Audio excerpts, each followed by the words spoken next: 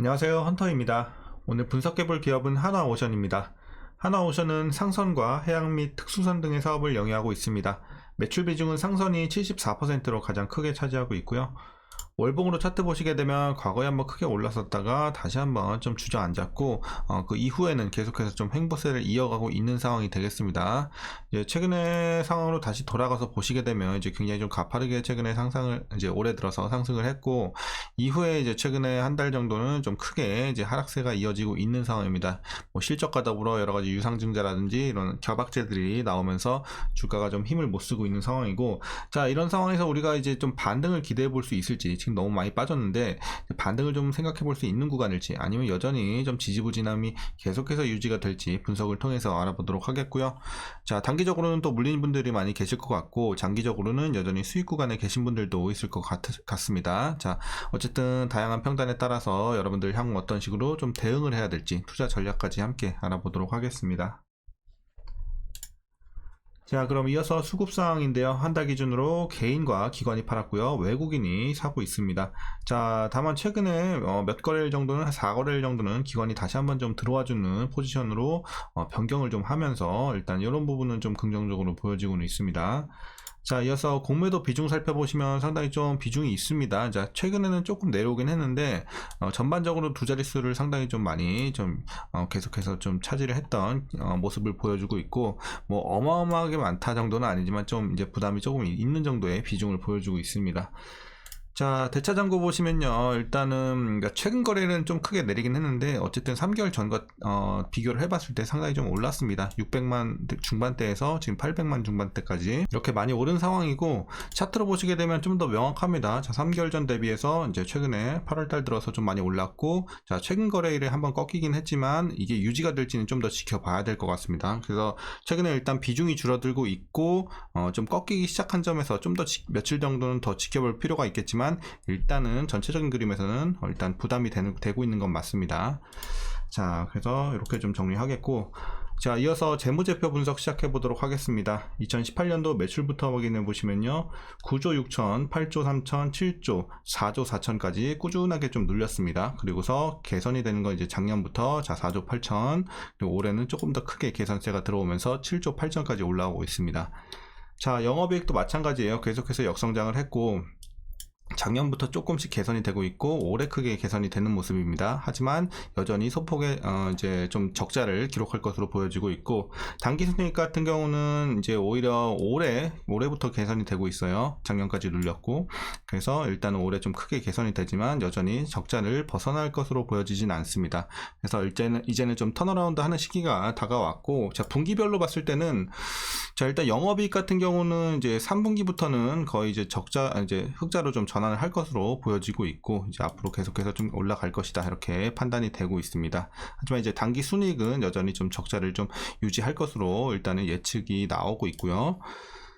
자, 실적은 이렇게 좀 보시면 되겠고, 이제 부채 비율 보시게 되면 210, 200, 160, 370, 1500, 460 이런 식으로 좀 과거 대비해서 많이 올라오긴 했어요. 하지만 이제 조선주에 있어서는 조금 예외적인 게 있는 게, 무조건 올라간다고 해서 안 좋은 건 아니고, 이제 수주가 잘 들어왔을 때는 또 일부 부채로 좀 잡히는 게 있습니다. 그래서 선박 제조 과정에서 이제 선주들한테 이제 미리 계약금을 받잖아요. 이게 회계상 부채로 분류를 하고 있기 때문에 우리가 뭐 올라갔다고 해서 나쁘게 볼 건 없습니다.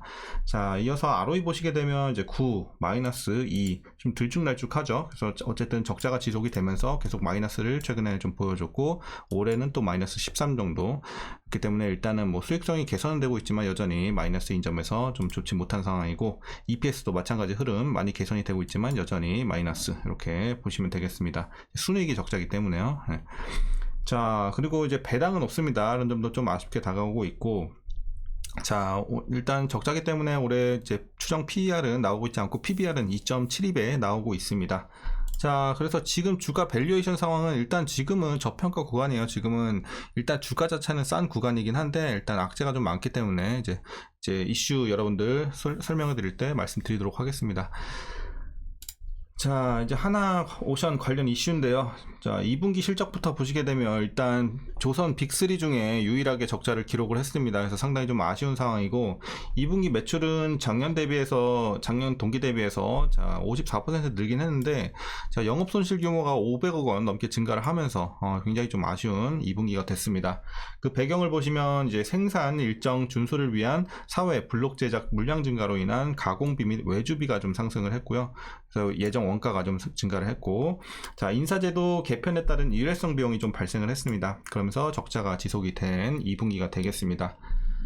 자, 그리고 이제 제일 중요한 이슈죠. 최근에 이제 유상증자 발표를 했습니다. 지난 23일, 그러니까 지난주 수요일이죠.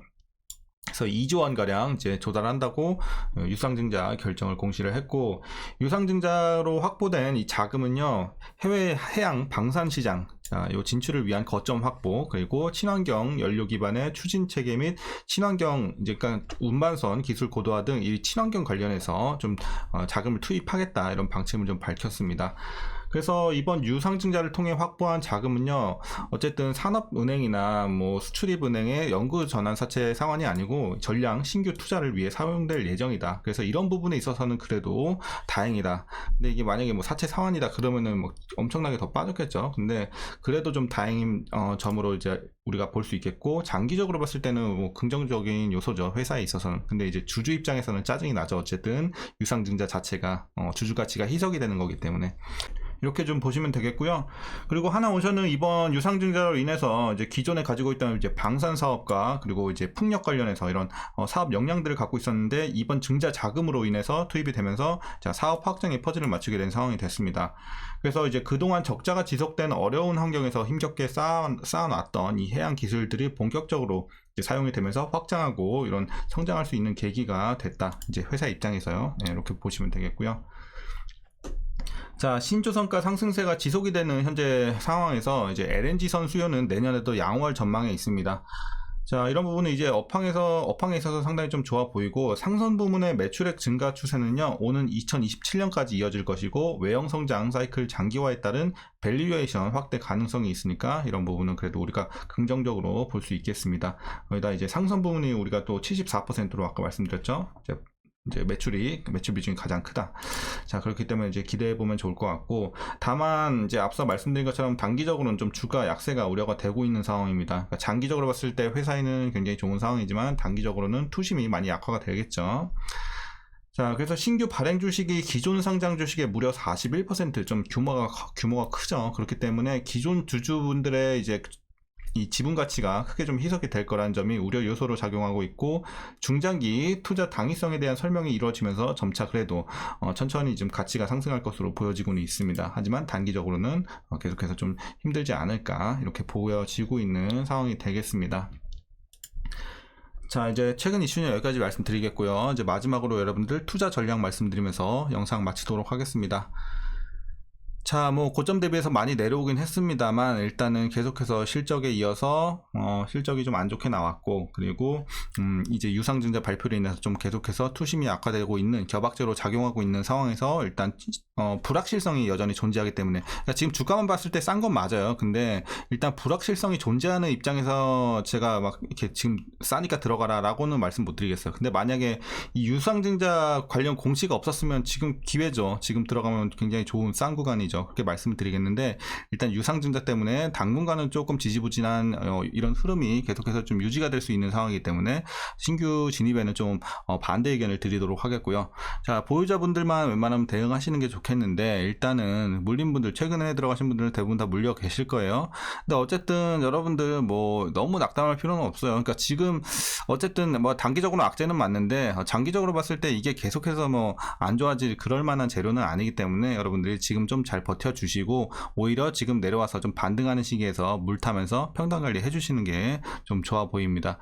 그래서 물리신 분들은 일단은 4만원 밑으로 평단 관리해 주셔야 돼요. 4만원 밑으로 평단 맞춰 주시고 기다려 주시면 될 것 같고, 자, 그리고 목표 주가는 일단은 제 기존에는 45,000원 보고 있었거든요. 근데 이번 유상증자 공시 때문에 솔직히 이제 목표 주가는 지금 잡고서 올라가는 구간은 아니라고 생각하고 있습니다. 그래서 지금은 좀 버텨주는 구간으로 판단을 되고 있기 때문에 따로 목표 주가는 일단 설정해드리지 않겠습니다.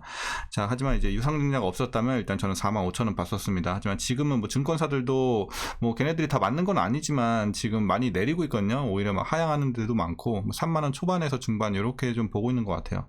그렇기 때문에 지금은 좀 일단 목표 주가를 잡고 올라가는 구간은 아닌 것으로 판단을 하고 있습니다. 저도. 자, 이렇게 좀 정리하겠습니다. 오늘 전략 여기까지 말씀드리도록 하겠고요. 오늘 영상도 조금이나마 유익하셨다면 구독과 좋아요도 한 번씩 부탁드리겠습니다.